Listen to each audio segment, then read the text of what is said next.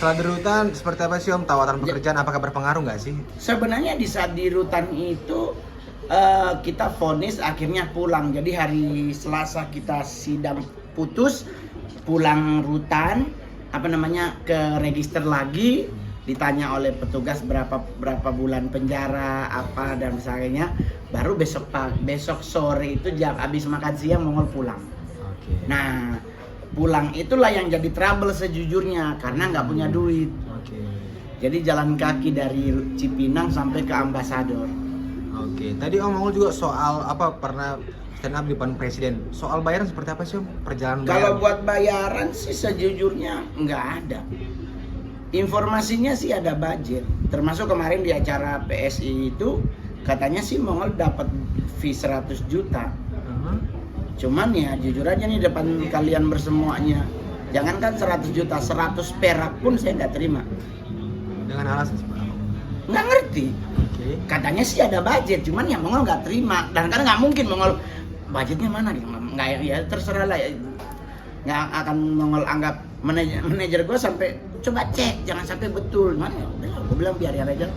Nah Om Mongol menyikapi hal itu seperti apa? Santai bro. Santai, karena kalau buat Mongol nggak ada duitnya kan masih ada pegadaian. Kenapa jadi ribet gitu kan? Jadi gue menghadapi hidup tuh selalu dengan santai. Nah berarti soal bayaran Om Mongol yang mahal itu seperti apa Om? Tanggapannya? Jadi itu dinyatakan sebagai stand up comedy termahal. Yep. Stand up itu kan acara. Jadi ada sebuah partai besar, ada acara Natalan partai di Kalimantan Utara. Bikin acaranya di Tarakan. Mongol diundang, Mongol kasih tahu harga. Mongol nggak kasih tahu harganya ke pihak mereka. Cuman mereka udah undang Mongol, pokoknya kosong jadwal ya.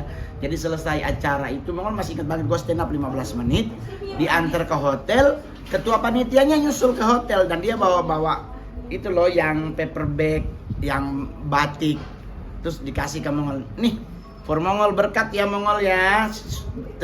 Jangan lupa berterima kasih sama Tuhan. Mongol bungka 200 juta lebih isinya. Baru di orang mati juga begitu kan, dibayar 40 juta bro. Cuman 10 menit. Itulah yang membuat Mongol bilang kan sama keluarganya, jangankan di sini, di kubur juga gua ikut. Karena masih ini 40 juta bro. Akhirnya Mongol ikut ke kuburan San Diego dan duduk di ambulans. Jadi gua sama jenazah dalam mobil. Jadi nyampe di San Diego, pas kan buka portal, mereka lihat, oh langsung pada hati-hatian. Bapaknya Abah Mongol yang meninggal, bapaknya Abah Mongol yang meninggal. Jadi pas nyampe liang lahat tuh jenazah peti mati mau diturunin tuh, orang-orang San Diego tuh datang, bang turut berduka cita atas meninggal ayahnya gitu. Gue bilang bukan gue, lah bang di mana-mana kan ayahnya ya, anaknya yang tersayang nemenin bapaknya. Enggak 40 juta yang bikin gua duduk di sini. Nah, jadi gua mah begitu bro.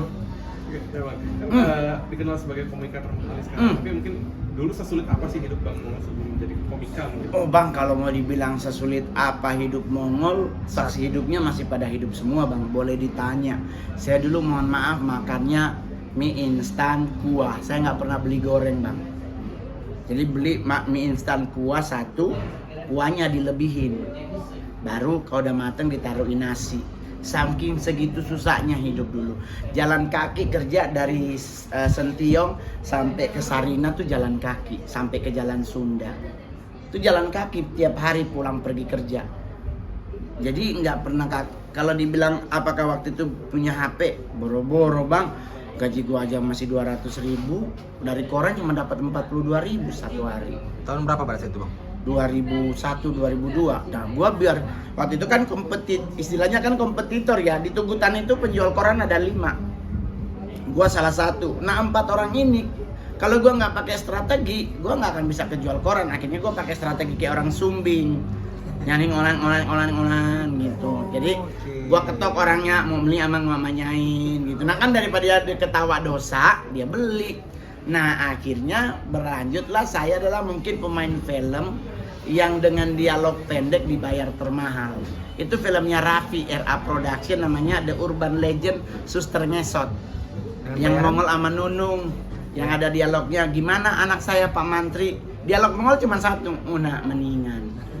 Cuman itu doang. Dengan bayaran berapa? 100 juta. Tanya sama Raffi.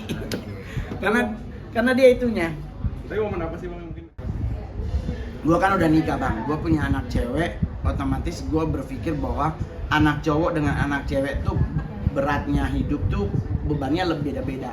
Anak cowok itu kita beliin sepatu setahun sekali jadi, tapi anak cewek itu nggak bisa lihat bando, jepitan rambut lah segala macem, yang ada bulu-bulunya lah, kaos kaki ada warna pink-pinknya, itu pasti dia minta beli. Dari situlah mau langsung oke, gue harus cari kerja, gue harus berjuang bagaimana caranya, harus punya uang karena anak gue makin gede, dan itu memotivasi Mongol sampai hari ini. Gimana sih mungkin menghalalkan segala cara? No, bang, mau menghalalkan segala cara, emang muka gue kayak begini, cara apa yang halal yang gue boleh lakuin? Orang gue ke gereja jadi anggap sopet. Gue kan di gereja itu kan hilang handphone. Jadi pas kita lagi ibadah ada yang hilang handphone. Semua tuh ngeliatin begini. Jangan dia gitu. Nah, gue waktu itu menyolek sama temen gue. Kalau begini gue pindah agama. Temen gue nyolek, percuma ngol, sebelah hilang sandal juga pasti.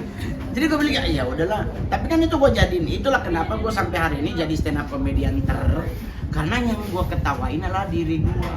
Gue nggak ketawain orang lain, gue nggak ngerosting orang lain. Mending gue bawa materi Mongol, materi emak. Karena kalau mama Mongol nggak pernah marah, karena kan kita bagi hasil. Oke Bang Mongol, di usia yang tak lagi muda, udah kepikiran nggak sih untuk bakal pensiun di umur berapa, kemudian bakal pengen bisnis di dunia apa seperti itu? Kalau sekarang kan udah mulai masuk ke ranah politik. Saya udah dari 8 tahun yang lalu udah bergabung dengan 2 partai. Terus ada rencana kemarin waktu 3 tahun lalu Mongol nyalon untuk wali kota Manado. Ternyata elektabilitas Mongol nomor 2 tertinggi, otomatis peluang untuk jadi wakil wali kota jadi. Cuman kan restu nggak turun. Jadi saya nggak maju, saya mundur sehari, besoknya pengumuman Mongol mundur malam. Nah besok untuk 2024 Mongol mau maju untuk Bupati Sangir. Karena saya sebagai orang Sangir pulanglah berkarya di daerah. Nah cuman kembali lagi, mentok-mentoknya lagi di restu. Karena Mami Mongol itu kayak traumatik tentang OTT KPK. Jadi dia bilang Ngana mau jadi bupati di kampung sendiri. Takutnya pas selesai pelantikan saudara ngumpul OTT lagi nanti. Karena kan kalau saudara ngumpul kan pasti 5 juta 158 orang ngumpul, ginjal gua di Pegadaian 2. Jadi buat teman-teman kalau pengen sukses sebenarnya sih cuman simpel. Ikutin aja jalan hidup yang udah Tuhan bawa. Jangan ngelawan arus bro. Takutnya ada polisi di belakang. Ya kan? Jadi mendingan nikmati hidup dengan indah, jauhi narkoba, jauhi seks bebas. Kalau udah punya 1 cukup 1, mampu 2 silakan. Tapi kalau cuma cukup 1 aja. 1 aja ginjal hilang, apalagi 2. Kan? Apalagi bang? Kan Bang Mongol sekarang suka pakai kayak banyak aksesoris kayak mutiara-mutiara. Itu jadi bukti kesuksesan juga nggak sih? Iya, salah satunya mungkin iya. Maksudnya gini, dulu kan kita hanya punya angan-angan bang. Sekarang kita bisa memiliki. Ya kan, terus orang bilang pasti itu mahal. Ya pasti mahal karena kan mutiaranya air laut. Kalau mutiaranya air tawar mah kita tinggal nyelam aja di Seto Citayam, ya kan. Paling ketemu bukan mutiara, ikan sapu-sapu. Lumayan bakal siomay. Tapi kan itu memang menjadi trademark ciri khas Mongol. Karena kan begini, orang kan mengenal saya stand up comedy termahal. Kan gak lucu gua kemana-mana ala kadarnya gitu kan. Jadi otomatis harus pakai. Ya, cuman apakah itu original emas atau tidak ya hanya Tuhan dan Pegadaian yang tahu. Daya tarik ya Bang Mongol. Iya, karena IO kalau ngundang kita dengan kita kayak begini nggak nawar dia. Tuh, jadi pokoknya nggak harus lucu ya bang, jangan rasis, jangan porno, jangan politik, jangan sara. Oke, yang penting DP masuk. Itu ada lagi bang. Tapi kenapa milihnya mutiara? Karena berlian udah diambil Bang Hotman. Bang Hotman Paris itu menggunakan berlian. Anggota DPRD, anggota DPR RI, pokoknya anggota DPR dan anggota MPR udah pakai ruby safir, ya kan?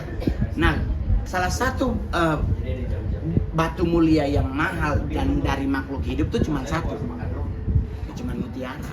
Mutiara mahal karena ngambilnya nyelam, otomatis ya gue pakai.